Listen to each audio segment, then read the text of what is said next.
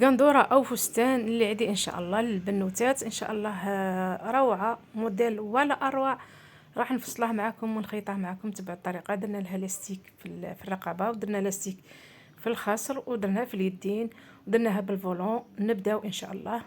مرحبا بكم في قناتكم، ان شاء الله تكونوا كامل بخير وعلى خير، وتكونوا في صحة جيدة، وتكونوا في احسن الاحوال، وتكونوا متهنين. كما قلت لكم عندنا هاد القماش تاع فيبران، قماش بارد وشباب صيوفي، قماش مورد ولا اروع نتاع لي غوب نتاع القناضر. عندي هاد الالوان الشابه الباهيه، درت بهم هاد القناضر نتاع لاستيك. راح نبدا ان شاء الله نفصل معكم هاد اللون الازرق البنوتات سن 9 10 11 حتى 12 عام ان شاء الله.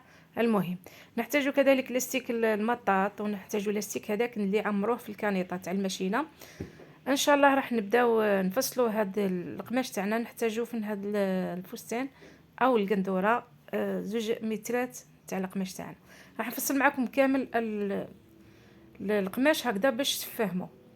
دونك نتنو هكذا القماش تاعنا، نديروا لا ليزياغ مع لا ليزياغ. وشوفوا كيفاش راني نفصل. بزاف يعني راهم يقولوا لي ما كاش تفصلي قدامنا يعني القماش.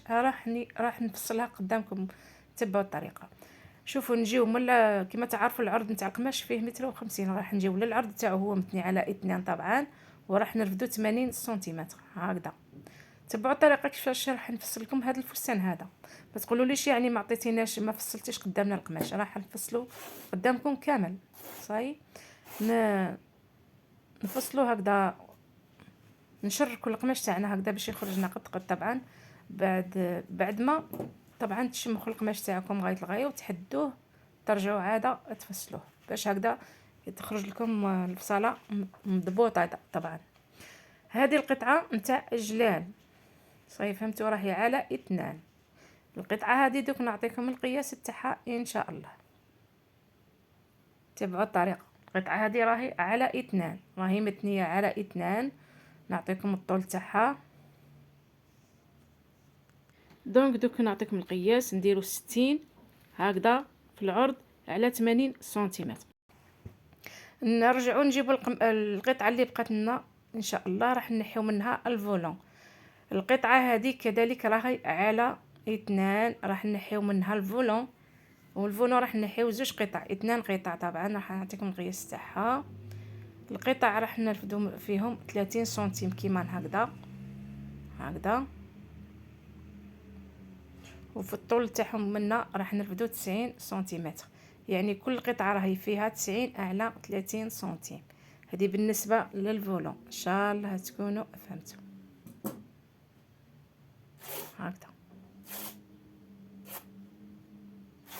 كيما هكذا. هادو 2 قطع طبعا. ونرجعوا نجيبوا هذاك القماش اللي بقى لنا نرفدوا منه الاكمام. هذا الفولون ما درناهاش مكشكشه بزاف، هي ما حبيتهاش مكشكشه. تحبوا ديروا فيها الكشكشه بزاف ديروا فيها متر على 30. انا درت 90 على 30 سنتيمتر. صحيح فهمتوا. المهم هذه هي القطع في 2 هادو تاع الفولون. من بعد نجيبوا القطعه اللي بقات لنا البنات. راح نحيو الاكمام او لي مونش، وتبقى لنا واحد القطعه راح نديرها لكم قندوره صغنوره يعني تاع لاستيك كذلك، او فستان للبنوتات الصغنورات عامين حتى 3 سنوات. نقلبوا هكذا القماش تاعنا ونشوفوا كيفاش راح نتنوه باش نديروا لي مونش. طبعا لي مونش راح ندير فيهم لاستيك نتاع الماكينه اللي عمروه في الكانيطه. صحيح فهمتوا. راح نديرهم شويه طوال هكذا، هما حبهم شويه طوال الاكمام. الاكمام هنا الطول تاعهم راح ندير فيهم 27 سنتيم هكذا في الطول تاعهم كيما هكذا كيما هكذا. ومن بعد نزيدو نعاود نتنيو القطعه راه متنيه على 2 ثم على 4 باش نخرجوا 2 نتاع الاكمام. طبعا 2 تاع الاكمام هكذا، وهي متنيه على 4 كما قلت لكم. الطول 27 هكذا، والعرض كذلك 28 سنتيمتر. صاي هذا هو القياس تاع الاكمام. انا عطيتكم كامل القياسات، يبقى لنا غير نروحوا نفصلوهم ان شاء الله. هكذا راح نديروا لهم لاستيك، هذاك اللاستيك اللي عمره في الماكينه. موديل ولا اروع، موديل للشباب بزاف، موديل تاع العيد خفيف وظريف. تقدوه الا عندكم القماش في الدار تنوضوا دروك تفصلوه وتخيطوه لبنياتكم. وإلا ما حبيتوا ديروه للصيف ديروه لبنياتكم للصيف، واذا حبيتو ديروه كمشاريع كما حبيتو. انا مانيش ندير لكم غير للعيد وخلاص، يعني اللي تحب يعني هاد الايامات دير تفصل لبناتها، يعني اليوم وغدوه راني عطيتكم القياسات. هذه القطعه تاعنا اللي فصلناها في الاول تاع الجلال راهي على 4، متنيه على اذن نتوما على 4. راح نرفدوا القياس نتاعنا، راح نجيو هنايا نرفدوا 22 سنتيمتر ونعينوا نقطه كيما هكذا، ونهبطوا حدة الابط تاعنا غير بالعقل البنات، نهبطوا حدة الابط تاعنا 17 سنتيمتر ونعينوا نقطه كذلك، ونروحوا نخرجوا دوران الصدر. دوران الصدر راح نخليوها شويه فضفاضه، راح نديرو 26 سنتيمتر، معليش نخليوها شويه فضفاضه باسكو هادو اللي روب اللي تعمروا فيهم بلاستيك دائما ديروا فيهم يعني تزيدوا فيهم شويه في القياسات. صاي فهمتوا؟ تخليهم شويه عراض ومامطو راح تلموهم بلاستيك. بعدها البنات راح نهبطوا غير واحد شويه، نحيو هكذا، ما نهبطوش حتى الاسفل، نخلوه يعني فضفاض هذا الفستان هذا. صاي فهمتوا؟ تخيطوه لبنياتكم. هذا شوفوا البنات، البنوته اللي راح نخيطه لها عندها 10 سنوات، ولكن هي شويه ماشي طويله بزاف، شويه قليله ورقيقه يعني، ولكن انا درت لها شويه فضفاض وهي حبته حتى عند الرجلين يعني طويل. هي راح كي تلبسو تجيها حتى عند الرجلين. وهاد لاغوب هادي كاين اللي يلبسها شويه قصيره، كاين اللي يلبسها شويه تحت الركبه. فهمتوا؟ على بها قلت لكم تلبس يعني تلبس من 10 حتى 13 عام. صاي هنا نحيو 3 سنتيمتر هكذا ونقصو. فهمتوني؟ كما قلت لكم كاين اللي يلبسها غوب يعني تجي غوب قصيره، وكاين اللي تلبسها حتى للرجلين طويله، كل واحد وكيفاش يحب يلبس. المهم انا وريتكم اختياروا لكم. صاي نتوما ديروا على حساب نياتكم، العرض زيدوا ولا الطول زيدوا ولا نقصوا اذا حبهم غوب يعني روب شويه فستان تجي قصيره، ديروا على حساب نياتكم فين يحبوا يلبسوا. المهم انا مانيش نعطيكم القياسات يعني مضبوطين، يعني على قد البنات ما يجيوش قد يعني كاين اللي شويه سمينه كاين اللي شويه رقيقه، ما نقدرش نعطيكم قياسات مضبوطين. فهمتوني؟ نتوما ترفدوا على بنياتكم، هذا ما كان. انا نفهمكم مليح، ما نقدرش نعطيكم القياسات انا مضبوطين. انا وريتكم الموديل وخلاص. اليدين هادو هما نجيبوا حردة الابط تاعنا وراح نفصلوا عليها. هذه هي انا رفدت القياسات على البنوته اللي راح نخيط لها، ولكن لا طاي تاعها كما قلت لكم هي ماشي كل وحده ولا طاي تاعها. صحيح فهمتوا؟ ماشي كل وحده تقول لك اعطيني السن 9، اعطيني السن 7، اعطيني السن 8. ما نقدرش نعطيكم انا القياسات كامل، نتوما ديروا على حساب البنوته تاعكم. هنا خلينا 17 سنتيم ونروحوا نقصوا حردة الابط تاعنا. هذا ما كان. دونك ما تنساوناش باللايك تاعكم الجميل، وما تنساوناش بالتعليق نتاعكم الجميل، وراح نجيب لكم غير جديد ان شاء الله. اللي نخيطه راح نشاركه معكم طبعا. ما راحش يعني نخيط بلا بيكم، ولا كامل اللي راني نخيطهم ونفصلهم راني نشاركهم معكم. ان شاء الله نتوما تفكروني باللايكات وان شاء الله كذلك التعليقات يكونوا تحفزوني بالتعليقات تاعكم الجميله طبعا. وان شاء الله مبروك عواشركم، مبروك عيدكم، تعيدوا وتعاودوا ان شاء الله. ان شاء الله تكونوا شريتوا العيد وتكونوا فرحانين ان شاء الله. نتمنى كامل تفرحوا وتشريوا العيد وتفرحوا في هذا العيد ان شاء الله. لكل الامه الاسلاميه ان شاء الله يفرحوا في هذا العيد الكبير ان شاء الله. جينا للماكينه طبعا، جبنا هذا الخيط المطاط اللي رقيق كامل، تعمروه في الكانت كيما هكذا كانيطه طبعا، هذه الدبل كانت. وتروحوا نبداو بلي مانش هما الاولى نديروا لهم لاستيك كما قلت لكم. نديروا كفه صغيره ونبداو نعمروا، نديروا 3 خطوط نتاع لاستيك. تبعوا الطريقه كما قلت لكم. مبروك عيدكم، ان شاء الله تعيدوا وتعاودوا، ان شاء الله تكونوا فرحانين في هذا العيد. نتمنى لكل الامه الاسلاميه يكونوا فرحانين في هذا العيد ويعيدوا بخير وعلى خير. وانتم كذلك ما تنساوناش ديروا لنا لايك، فرحونا باللايك وفرحونا بالتعليق يكون شباب. ان شاء الله نجيب لكم غير جديد. هذه هي نزيدوا الخط الثاني ما بين الخط الاول والثاني 2 سنتيم، ونزيدوا الخط الثالث كذلك بالنسبه للخصر كذلك كما هكذا.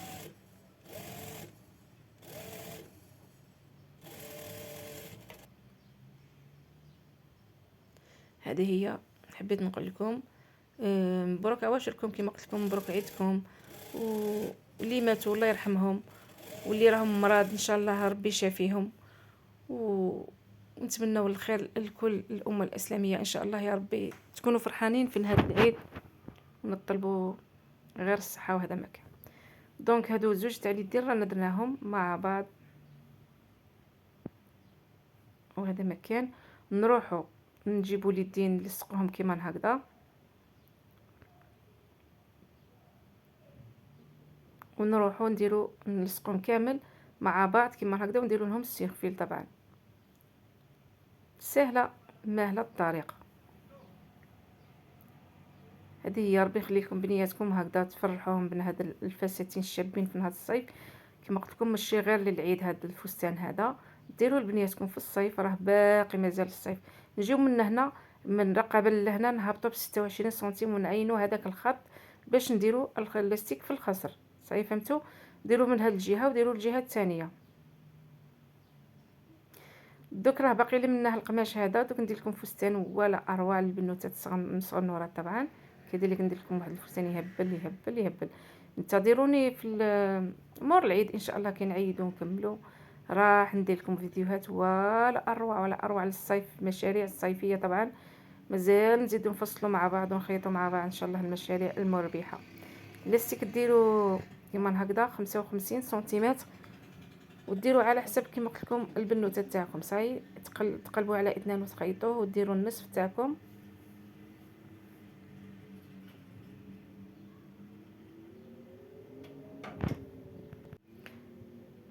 هذا مكان البنات تعلموا النصف كما قلت لكم تاع لاستيك تاعنا، ونروحوا ندوروا على الرقبه تاعنا كامل نعمروها بلاستيك. نديروا النصف ونروحوا للنصف الثاني ونكسلوا لاستيك كامل حتى نكملوا. يعني الرقبه كامل راح ندوروا عليها نكشكشوها بلاستيك باش تجينا كامل شابه ومتحفه. دونك تخيطوا على لاستيك، من بعد تقلبوا على لاستيك وتخيطوا باش لا فينيسيون تجينا شابه ومتحفه. عفوا مانيش قاده نهضر، راني عيانه شويه، الله غالب، والله غير السخانه والصيام. ان شاء الله تكونوا بصحه صيامكم ان شاء الله، يلك تكونوا صايمين، وان شاء الله صيامكم في الجنه اللي راكم صايمين. ان شاء الله ربي يتقبل منا. هذه هي. دونك ندورو كامل على الرقبه بلاستيك، ومن بعد نعاود نزيدو نتنوه هكذا ونخيطو. يعني الطريقه راهي سهله ماهله. نقلبوه للداخل ونخيطو. طبعا وفي اليدين ديجا رانا عمرنا هذاك اللاستيك نتاع كسموه تاع البوبينه، ونزيدو نعمرو عاود في الخصر. كذلك لي روب الصغنورات كيما هكذا بلاستيك في الخصر، ولا اروع يجيو شابين. دوك نعطيكم الموديل ونعطيكم القياسات نتاع الصغنورات. طبعا كذلك يجي تحفه تحفه، ويجي شباب بزاف، سيرتو نتاع البنوتات الصغنورات يجي خير واحد كيما هكذا كبير. نتاع الصغنورات يجيو شابين بزاف. هذا هو الفيديو تاعنا تاع اليوم، ان شاء الله يكون خفيف ظريف عليكم، تكونوا استفدتوا من هذا الفستان هذا ويكون عجبكم. نجيب واحد البابيون راح نديروه في الوسط باش هكذا نعرفوا الخلف من الامام. هذا مكان. ونروحوا دروك واش نديروا، نروحوا نعمروا لاستيك في الخصر. نبداو من البلاصه هذيك اللي درناها تاع 26 سنتيم، ونبقاو نزيدوا الخطوط. نديروا 3 تاع الخطوط، ماشي نهبطوا في الاسفل، نزيدوا نطلعوا فوق هذاك 26 بزوج سنتيمتر، نديروا واحد، ونزيدوا الثاني، ونزيدوا الثالث. فهمتوا؟ هذا لاستيك نتاع الماكينه تاع الكانيطه. طبعا ان شاء الله تكونوا فهمتوا. نعمروا هذا الاول، ونزيدوا نطلعوا ب2 سنتيم، ونزيدوا الثاني، ونزيدوا نعاود نطلعوا ب2 سنتيم، ونزيدوا الثالث. ان شاء الله تكونوا فهمتوا، تكون دخلت لكم في رسانكم. صحيح فهمتوا؟ الطريقه راهي سهله وبسيطه باش لاستيك يجينا نيشان هنايا عند الخاسر، ما يجيناش هابط هابط وما يجيناش طالع طالع. فهمتوا؟ يعني ماشي تهبطوا تحت هذاك ال 26 اللي درنا، ديروا 3 خطوط ولكن طلعوا كيما هاك في الجهه الفوقانيه، وتزيدوا الخط الثاني، كذلك نزيدوا الخط الثالث. شوفوا كيش راني نكسل البلاستيك، بلاستيك ولا اروع. هادو هما من بعد ما درناهم 3 خطوط جاو تحفه وروعه. من بعد نغلقوا الجوانب طبعا ونديروا هذاك الفولون تاعنا ولا اروع. يعني ما كانش بسهل كيما هاد الخياطه تاع الفساتين او قندوره او المهم. خياطه ولا اسهل ولا اسهل ولا اسهل. سهلت عليكم ان شاء الله، ربي يسهل علينا. المهم ديروا كشكشه شويه صغيره ماشي بزاف، باسكو هاد الفولون ما درتهاش يعني مكشكشه بزاف. ديروا الكشكشه ولصقوا الفولون تاعنا بكل سهوله. طبعا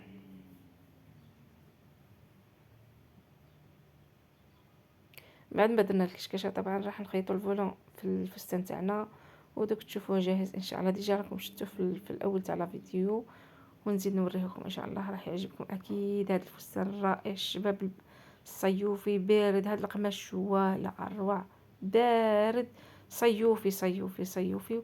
وشباب هذا القماش يدير 45 الف للمتر، ولكن قماش ولا اروع ولا اروع.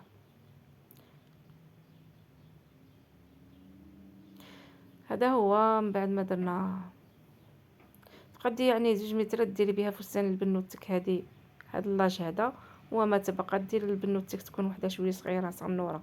2 متر راح دير لك زوج انت الفساتين. ديروا هذاك العطفه الصغنون، وهذا مكان نضربوا لها تحديده شابه، ومن بعد نوريكم ان شاء الله. دونك راني حطيت لكم هنايا على طاوله العمل. هنايا تشوفوه، شوفوا درنا لاستيك في الخصر، ودرنا في اليدين، ودرنا في الرقبه، ودرنا الفولون. هذا هو الفستان الرائع شباب صيوفي. دوك نزيد نعاود نركبها لكم في المانكان نوريه لكم غايه الغايه. صاي فستان ولا اروع. ان شاء الله يكون عجبكم هذا الفستان الرائع. ديروه لبنياتكم ان شاء الله تفرحوهم، ديروه كمشاريع. كذلك اذا درتوا هذا المشروع هذا راح تنجحوا فيه اكيد اكيد. راح تنجحوا في هذا المشروع الناجح. هكذا البنات شوفوا نهبط لكم في الاسفل نوريكم هذاك الفولو. يعني ما جيتش بزاف، يعني مكشكشه بزاف. درناها على حسب المهم. هذا هو لاروب اللي راهي دارجه ودايره حاله في الاسواق. روب سامبل شابه، بلاستيك في الخصر وبلاستيك في اليدين. المهم ان شاء الله تكون عجبتكم هذا لاروب الانوقه. هذا هو لاستيك تاع اليدين. شوفوا شحال جا شباب. ان شاء الله يكون عجبكم هذا لاروب الانوق. مع السلامه في الفيديو القادم.